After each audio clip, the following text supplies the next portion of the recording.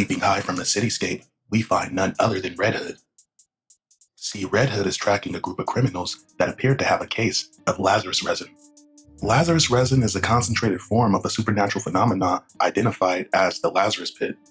And if you don't know, the Lazarus Pit is an otherworldly pit with reconstructive and rejuvenating properties. Red Hood tracks the criminals to an alleyway where he then proceeds to make short work of all the criminals. But the guy he's after hops on a motorcycle and proceeds to flee the scene. Red Hood tracks this dude to a boat dock where he then proceeds to try and blow Red Hood up. But Red Hood manages to leap from the dock onto the boat just in the nick of time.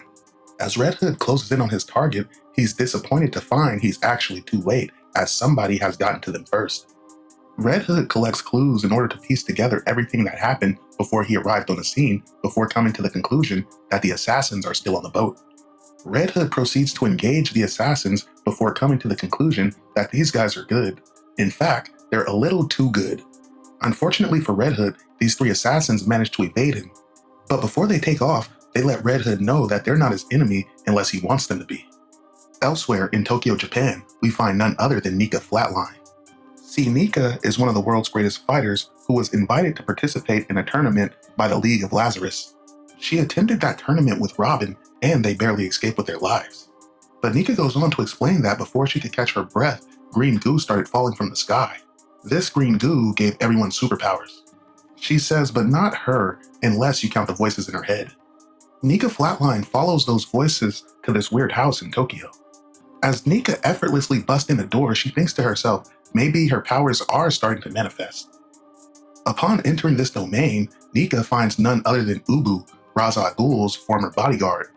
But Ubu has seemingly lost his way since Ra's al Ghul was shot in the head and burnt to a crisp. Nevertheless, Ubu engages Nika in hand-to-hand combat when she promptly gets his ass whooped. But Nika shows Ubu mercy, as Ubu is not the one Nika's here for.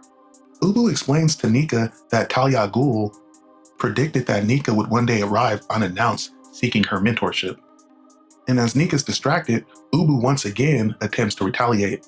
So Nika knocks Ubu's bitch ass down once again, but what Nika was not expecting was for Ubu to have reinforcements. Nika proceeds to engage the assassins, shirking off fatal damage like it's nothing, as death is relative to Nika. She says it smells like bacon. But Nika's not here for these guys, as she's come for this jar, which I would assume contains traces of the Lazarus Resin. Death flows through her veins as life passes before her eyes. In a brilliant flash of light, Nika reminisces about all the events that have brought her to where she is now. Nika thinks to herself, maybe she got some new powers after all, before being greeted by none other than Ra's al Ghul.